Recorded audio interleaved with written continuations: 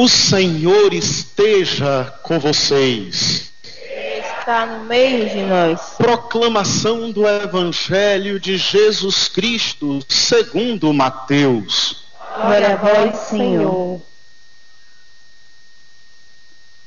Naquele tempo, disse Jesus aos seus discípulos: ficai atentos para não praticar a vossa justiça na frente dos homens, só para serdes vistos por eles. Caso contrário, não recebereis a recompensa do vosso Pai que está nos céus. Por isso, quando deres esmola, não toques a trombeta diante de ti, como fazem os hipócritas nas sinagogas e nas ruas, para serem elogiados pelos homens. Em verdade eu vos digo, eles já receberam a sua recompensa. Ao contrário, quando deres esmola, que a tua mão esquerda não saiba o que fez a tua mão direita, de modo que a tua esmola fique oculta, e o teu Pai, que vê o que está oculto, te dará a recompensa. Quando orardes, não sejais como os hipócritas, que gostam de rezar em pé, nas sinagogas e nas esquinas das praças, para serem vistos pelos homens. Em verdade eu vos digo, eles já receberam a sua recompensa. Ao contrário, quando tu orares, entra no teu quarto, fecha a porta e reza ao teu Pai que está oculto. E o teu Pai, que vê o que está escondido, te dará a recompensa. Quando jejuardes, não fiqueis com o rosto triste como os hipócritas. Eles desfiguram o rosto para que os homens vejam que estão jejuando. Em verdade vos digo, eles já receberam a sua recompensa. Tu, porém, quando jejuares, perfuma a tua cabeça, lava o teu rosto, para que os homens não vejam que tu estás jejuando, mas somente teu Pai que está oculto. E o teu Pai, que vê o que está escondido, te dará a recompensa.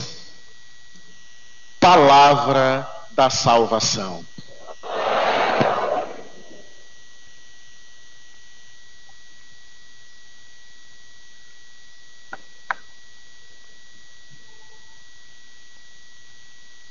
Queridos irmãos e queridas irmãs que participam conosco desta celebração eucarística, também os nossos irmãos e irmãs que de suas casas, de seus ambientes de trabalho, também rezam conosco através da Rádio São Felipe FM. A cada um e cada uma nós acolhemos com muita alegria neste dia em que começamos em toda a igreja esse tempo tão forte, tão rico para nós, que é o tempo quaresmal. A contar de hoje até a grande celebração do Tríduo Pascal, do Mistério Pascal, nós temos um caminho de 40 dias. É exatamente por isso que nós chamamos a este tempo de Quaresma. A palavra Quaresma lembra 40, né? Recorda para nós o número 40. E esses 40, na verdade, não são uma invenção da igreja, mas são inspirados em tantas experiências também de 40 que nós encontramos na própria Sagrada Escritura. 40 anos que o povo de Deus viveu no deserto, atravessando o deserto e caminhando para a terra prometida. 40 dias que Jesus também passou no deserto, preparando-se para a sua missão, e outras experiências vividas pelos profetas também sempre marcadas por este número de 40 dias. Portanto, o número 40, dentro da Sagrada Escritura, dentro da Bíblia, da tradição da Bíblia, sempre recorda para nós esta experiência da conversão, da preparação para a missão, da preparação para a vida, da preparação para uma experiência de encontro com o Senhor. Pois bem, queridos irmãos e irmãs, nós hoje também começamos um caminho de preparação Preparação para a vida, preparação para o encontro com o Senhor, mas encontro com o Senhor que se dará, neste caso concreto para o qual nos preparamos, se dará dentro da grande, bonita, significativa celebração do mistério pascal. A Páscoa de Jesus Cristo é o centro da nossa fé, é a razão da nossa fé. São Paulo apóstolo diz que se Jesus não tivesse ressuscitado, vã seria a nossa fé. Não haveria importância nenhuma na nossa fé. O que dá sentido à nossa fé cristã é, claro, a totalidade da vida de Jesus, do seu nascimento à sua morte, mas, sobretudo, a grande experiência da ressurreição. A ressurreição de Jesus ilumina a nossa existência, né, e dá sentido ao nosso seguimento a Ele. Portanto, de todas as festas que nós celebramos ao longo do ano, todas as festas litúrgicas, o mistério pascal, o tríduo pascal, é bom a gente se lembrar que quando a gente fala de Páscoa, de mistério pascal, de tríduo pascal, nós não estamos falando apenas da celebração da noite da Páscoa, da noite da ressurreição de Jesus, mas nós estamos nos lembrando do grande mistério celebrado quinta, sexta e sábado. Portanto, naqueles 3 dias da Semana Santa, na quinta-feira, na sexta-feira e no sábado, numa grande única celebração, dividida em 3 momentos, em 3 partes, ali a gente celebra de verdade aquilo que é o ponto principal, o marco principal da nossa fé cristã. E nós bem sabemos que nós não costumamos fazer festa sem bem nos preparar para ela. Por menor que seja a festa, por mais simples que seja, às vezes até um aniversário que a gente comemora na casa da gente, não é? A gente às vezes tem essa mania, diz assim, não, esse ano a gente não vai fazer festa não, porque as coisas estão difíceis, está tudo caro.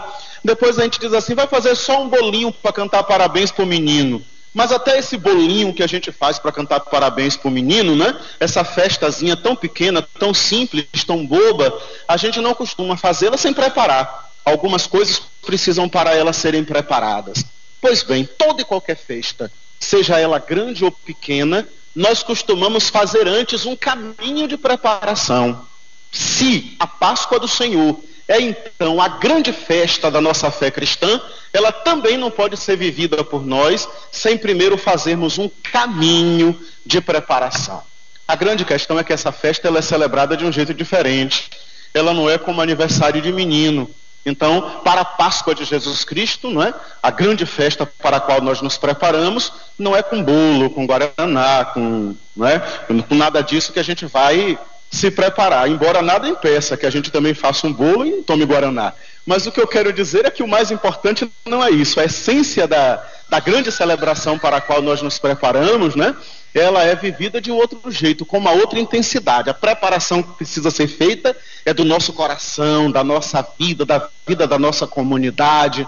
Por isso a quaresma, então, a contar de hoje, será este caminho de preparação do nosso coração, de preparação da nossa vida, para podermos celebrar a Páscoa do Senhor.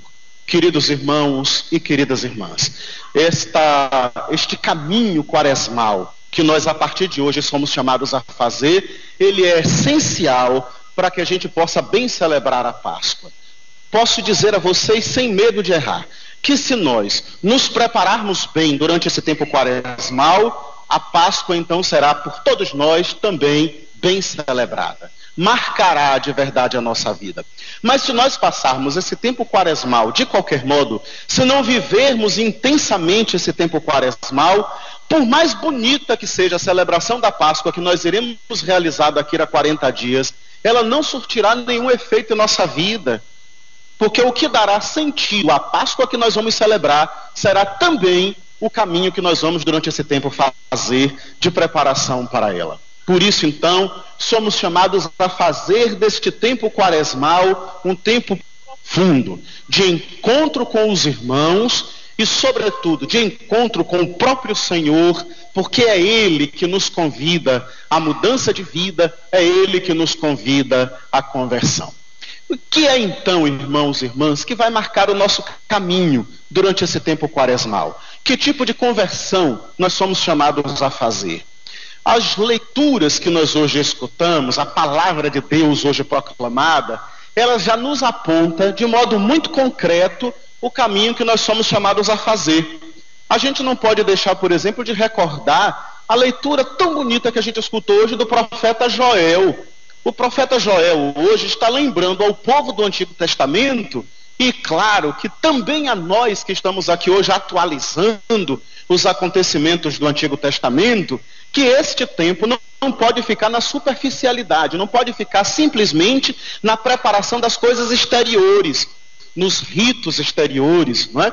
Nas bonitas vias sacras que nós vamos fazer, nas bonitas caminhadas penitenciais, nos nossos momentos de oração. Tudo isso será muito rico e muito importante, mas tudo isso só terá sentido se nos ajudar a fazer de verdade a conversão da vida, a conversão interna. Olha então o que é que o profeta Joel nos pede: que nós não pensemos que este tempo é tempo apenas de rasgar as vestes, mas é tempo de rasgar o coração.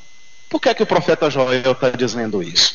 É porque lá no Antigo Testamento, no tempo em que ele viveu, o povo de Israel também tinha costumes de fazer tempos de penitência. E olha como é que era a penitência deles. Por que é que até hoje a gente tem esse costume de fazer a marca de cinzas, né? Que daqui a pouco nós vamos receber na testa? Porque lá no Antigo Testamento, para fazer uma experiência profunda de penitência, o povo judeu costumava rasgar a roupa, rasgar as vestes e dormir nas cinzas, deitar mesmo nas cinzas e passar a noite nas cinzas. Então a experiência de voltar ao pó, do ser nada, do se dar consciência, né? Do tomar consciência de que sem Deus nós não somos nada, não passamos de pó, não passamos de cinza. Então era muito comum que o povo do Antigo Testamento fizesse essas experiências de penitência, de rasgar as vestes e dormir, passar a noite, ao invés de passar a noite nos lençóis confortáveis, né? Passar a noite nas cinzas.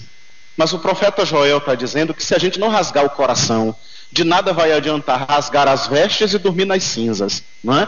Hoje a gente não rasga as vestes nem dorme nas cinzas, mas a palavra do profeta Joel continua sendo muito forte para nós. De nada adianta fazer cruz de cinza na testa se a gente não converter o coração, se a gente não passar por um caminho de deixar que a palavra de Deus ilumine a nossa vida pessoal e nossa vida comunitária. Queridos irmãos e queridas irmãs, para iluminar então a nossa vida, para ajudar neste caminho de conversão da vida, o Evangelho nos aponta três pistas bonitas que sempre marcaram o tempo quaresmal, mas que também são muito perigosas, que a gente tem que tomar muito cuidado com elas. Por isso mesmo o próprio Jesus, né, nos apresenta no Evangelho as três pistas, mas alertando para o perigo delas. Certamente vocês escutaram com atenção o Evangelho, e ele não é novo. Entra ano, sai ano, toda quarta-feira de cinzas, seja que ano litúrgico for, é sempre essa mesma palavra de Deus que a gente escuta, sempre a mesma leitura do profeta Joel, sempre a mesma leitura da carta de São Paulo, sempre o mesmo Evangelho. Portanto, toda quarta-feira de cinzas, toda quaresma, nós abrimos com Jesus nos dizendo que este tempo quaresmal deve ser tempo de oração, deve ser tempo de esmola, deve ser tempo de jejum, mas que nós precisamos tomar cuidado com nossas orações, com nossas esmolas e com nossos jejuns, para que não sejam meros atos exteriores, para que não seja simplesmente para chamar atenção, ou eu diria até para que não seja mero ritual, mas para que de verdade seja um convite à conversão da nossa vida. Ora, a igreja nos oferecerá, durante esse tempo quaresmal, muitas oportunidades de oração. A gente vai fazer via sacra, a gente vai fazer caminhada penitencial, a gente vai fazer os encontros de círculos bíblicos, a gente vai ter momentos, né, de adoração e de celebração aqui na igreja, e certamente todos esses momentos serão oportunidade de oração comunitária. É a igreja que se reúne, é a comunidade que se reúne para este contato direto com a palavra de Deus, para escutar a palavra de Deus. E de todos esses momentos que a própria igreja nos oferece como oportunidade de oração, sem sombra de dúvida, o mais forte será a celebração dominical mesmo, o fato de em cada domingo da quaresma nós aqui nos reunirmos para nos deixar marcar pela força da palavra de Deus. Será o próprio Senhor que em cada domingo nos dará o caminho da conversão, nos convidando a mudar de vida, nos convidando a rasgar o coração, nos convidando a deixar para trás o nosso egoísmo, a deixar para trás tudo aquilo que não é de Deus e tomarmos mesmo o caminho de quem vive a partir daquilo que o Senhor nos aponta, que o Senhor nos ensina. Mas, queridos irmãos e irmãs, além destes momentos fortes e bonitos de oração comunitária, nós não podemos também, durante esse tempo, nos descuidar da oração pessoal. É importante que cada uma, durante esse tempo da quaresma, aliás, durante a vida toda, a gente está dizendo durante esse tempo da quaresma, porque agora essa experiência precisa ser mais intensa, precisa ser mais bem vivida, mas devemos encontrar o tempo oportuno para a nossa oração pessoal. Jesus chega mesmo até nos dizer no Evangelho que não precisa ninguém ficar sabendo, né? Que a gente deve ir para o quarto da gente, fechar a porta, mas que cada um procure mesmo, durante o seu dia, ter o seu momento de oração pessoal. De preferência, sobretudo para quem tem a facilidade de ler, tomar nas mãos a Bíblia, tomar nas mãos o Evangelho, rezar, quem sabe, com o Evangelho de cada dia, né? Pedir a nosso Senhor a graça de viver a partir daquilo que o próprio Senhor nos dá através de sua palavra. Mas se você tem dificuldade de leitura, se você não sabe ler ou lê muito pouco, ou já não consegue com facilidade ler, não é por isso também que não possa ter seu momento de oração pessoal. Vá procurar também o seu cantinho, o seu momento durante o dia, para que durante esse tempo da quaresma, coloque-se diante de Deus, oferecendo a Deus a sua vida concreta, com suas dificuldades, com suas alegrias, né, com suas dores, com suas cruzes, mas faça também diante de Deus o seu momento pessoal de oração, porque isso também é um caminho que nos ajuda nesse processo de conversão durante esse tempo quaresmal. Jesus nos aponta também, além da oração, o caminho da esmola. Aqui acho que o cuidado precisa ser dobrado. Jesus chama a atenção, não é, quando nos fala da esmola, também para as propagandas, dizendo que é importante que quando a gente der esmola, que nem a mão esquerda saiba o que a direita fez, não é?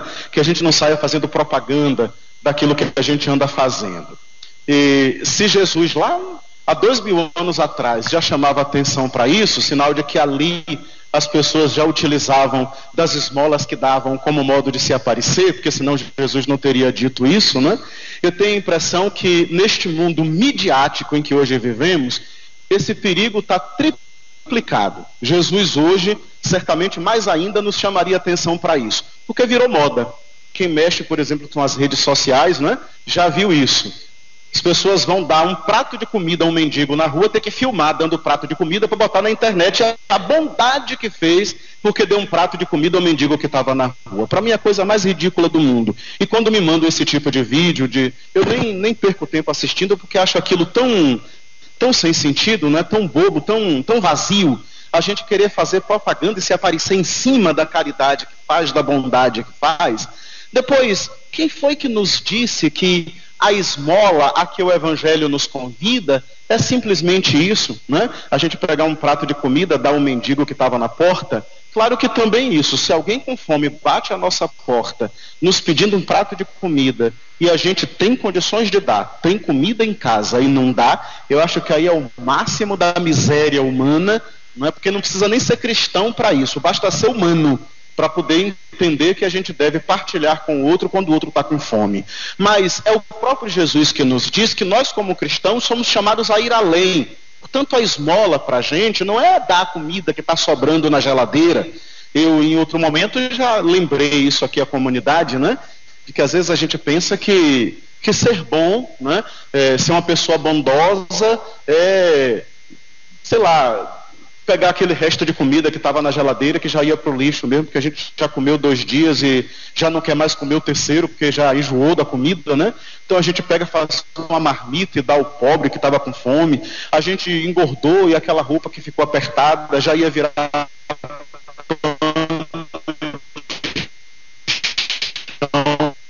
colchão que furou, a gente comprou um novo, pensa que aquele colchão furado que a gente deu ao pobre é uma grande caridade que a gente fez. Ora, com isso eu não estou querendo dizer que a gente não possa fazer isso não é? É óbvio que é melhor a gente dar a comida a quem precisa do que jogar fora. É melhor a gente dar a roupa a quem precisa, sobretudo se ela está em condições de uso ainda, do que a gente joga fora. Mas o que eu quero dizer é que nós não temos que nos sentir as melhores pessoas do mundo porque a gente deu um resto de comida, não.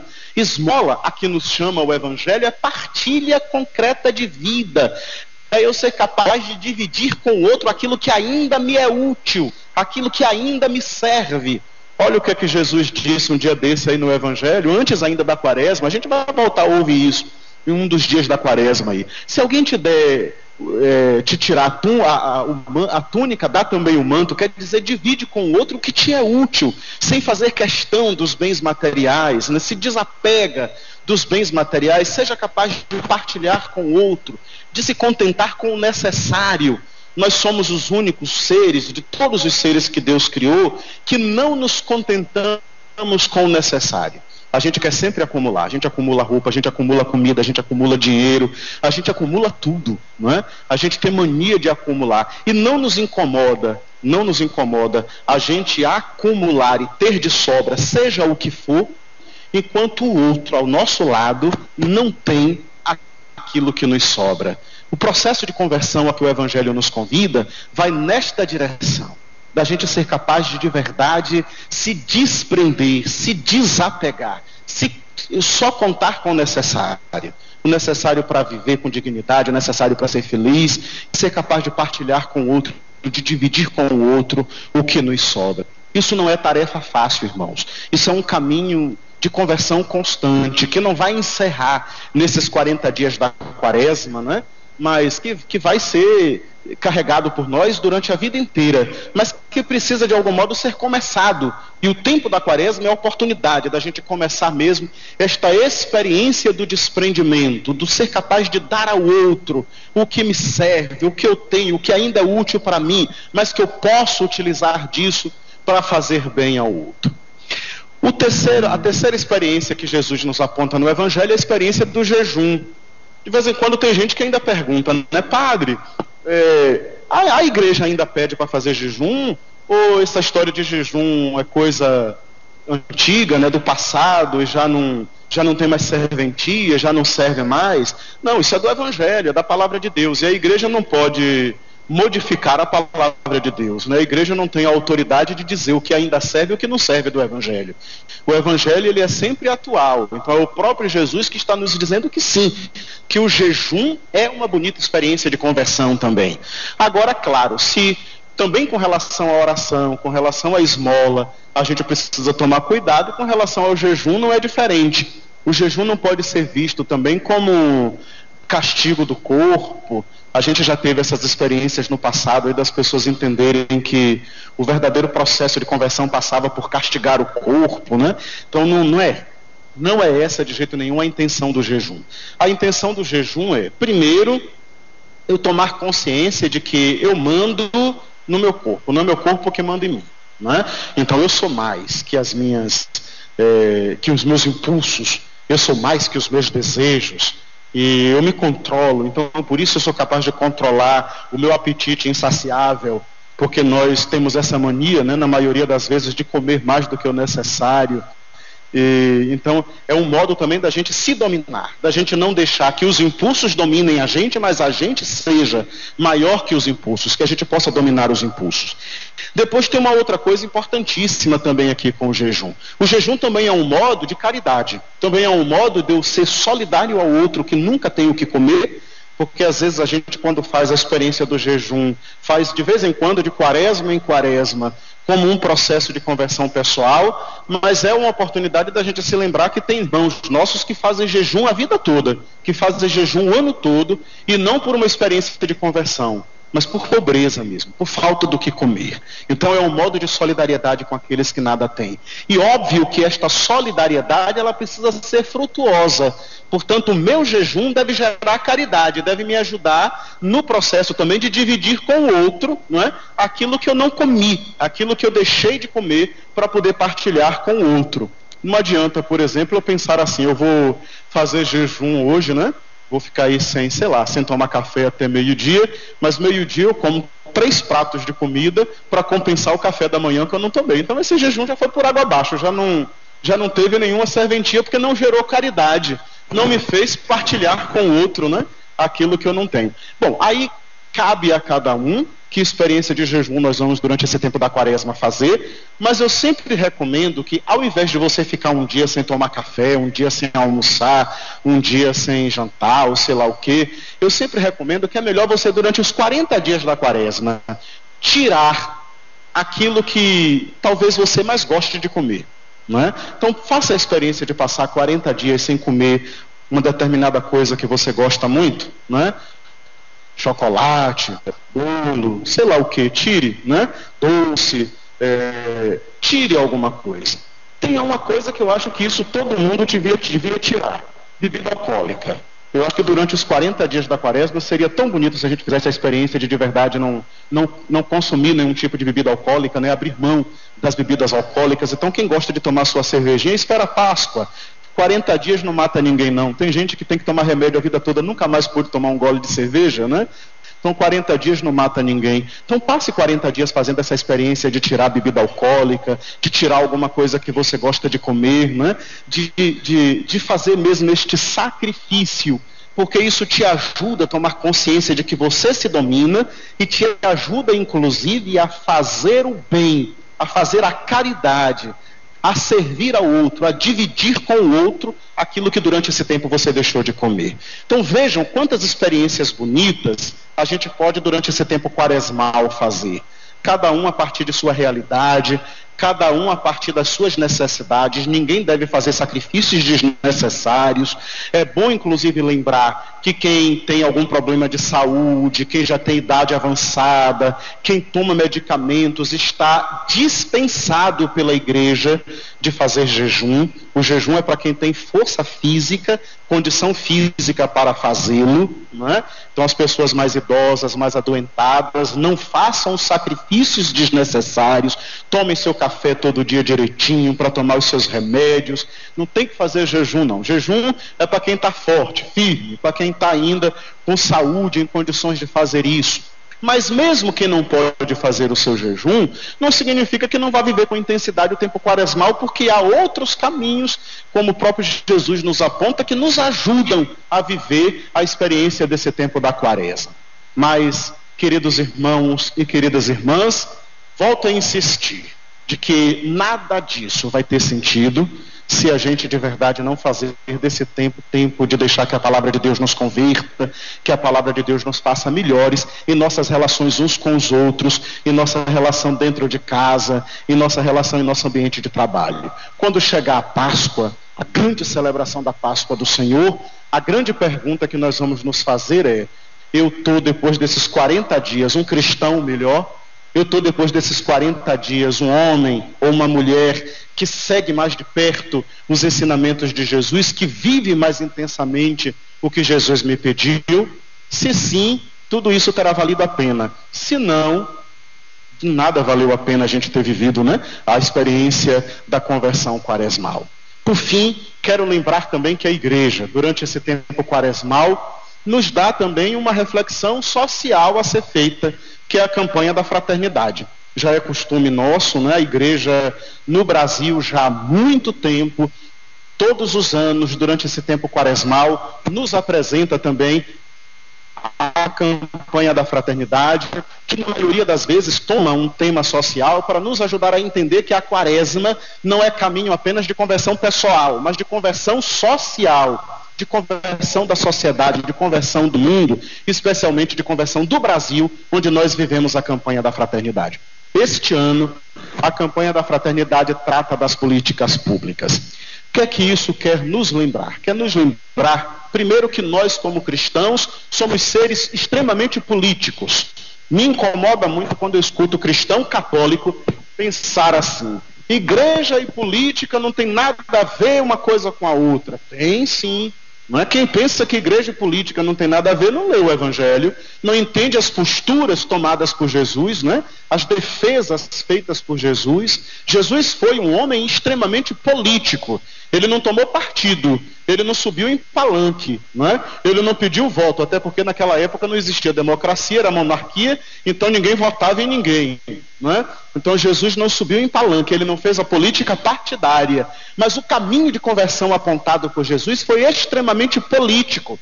Jesus queria uma sociedade onde todo mundo tivesse o que comer, onde todo mundo tivesse direito à saúde, onde todo mundo tivesse direito à moradia, onde ninguém fosse excluído, onde ninguém fosse jogado à margem. A vida de Jesus foi consumida pela defesa da vida humana. E isso é política. Isso é política pública. Não se consegue isso apenas com um terço na mão rezando. Rezar também é importante. Rezemos durante a campanha da fraternidade inteira e a vida inteira. Mas não fiquemos só na oração. Partamos para a ação. Portanto, uma sociedade onde os pobres sejam respeitados, onde a saúde seja prioridade, onde a educação seja tratada com seriedade, onde as coisas sejam de verdade feitas, não para encher os bolsos de uns, mas para o bem de todos. Isso é caminho de políticas públicas para a juventude, para que os nossos jovens e adolescentes não se percam no mundo do crime, não se deixem destruir pelas drogas, pela violência. Nossa cidade está cada vez mais marcada, né, por essas situações tristes, trágicas, que a gente antes só ouvia dizer que acontecia lá longe de nós, agora estão cada vez mais próximas de nós. Isso é falta de políticas públicas para os nossos adolescentes e jovens. Estão entrando nas drogas por falta de opção. Às vezes até existem as opções, mas elas não são iguais para todos. Às vezes é muito fácil para a gente pensar assim, entrou nas drogas porque quis. Não é bem assim não. Às vezes se entra nas drogas, não é?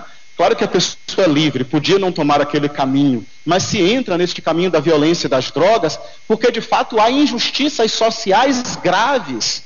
As oportunidades não são as mesmas para todo mundo. É muito fácil para quem tem condições de comer com dignidade, de vestir com dignidade, de estudar com dignidade, de cuidar com dignidade de sua saúde, apontar para o outro que nunca teve essas oportunidades e dizer: ele entrou nessa porque quis. Não é? Então não é bem assim. Nós vivemos num mundo injusto. Nós vivemos num mundo onde as políticas não são tratadas com igualdade, onde as pessoas não são vistas com igualdade. Umas têm privilégios e condições para tudo, outras não têm condições e oportunidades para nada. E nós não podemos pensar que isso é justo. Nós não podemos simplesmente nos contentar em ficar dentro da igreja rezando e achando que está tudo certo desse jeito. Não, não está. O mundo que nós queremos, que foi o pregado por Jesus Cristo, defendido por Jesus Cristo, e hoje continua a ser pregado e defendido pela igreja, é o mundo que passa pela justiça social. Tempo da quaresma é também tempo da gente se perguntar se o mundo em que nós vivemos, se a política com a qual convivemos é uma política marcada pelos valores do Evangelho. O tempo da quaresma, a partir da campanha da fraternidade deste ano, será também uma oportunidade de nos fazermos esta pergunta. Na nossa cidade, no nosso estado, no nosso país, não é? Onde quer que nós estejamos, como são tratadas as políticas públicas, que direito estão tendo os nossos jovens, nossos pobres, nossos doentes, as pessoas mais carentes, mais necessitadas. Que tudo isso seja então uma grande e bonita oportunidade de conversão que começa nesse dia de hoje. Por isso, queridos irmãos e queridas irmãs, entrando oficialmente no tempo quaresmal, rasguemos o nosso coração, marquemo-nos pelas cinzas. Simbolicamente não nos deitaremos nela, mas receberemos em nossa testa as marcas das cinzas que são convite à conversão. Recebamos então as cinzas e nos preparemos para recebê-lo.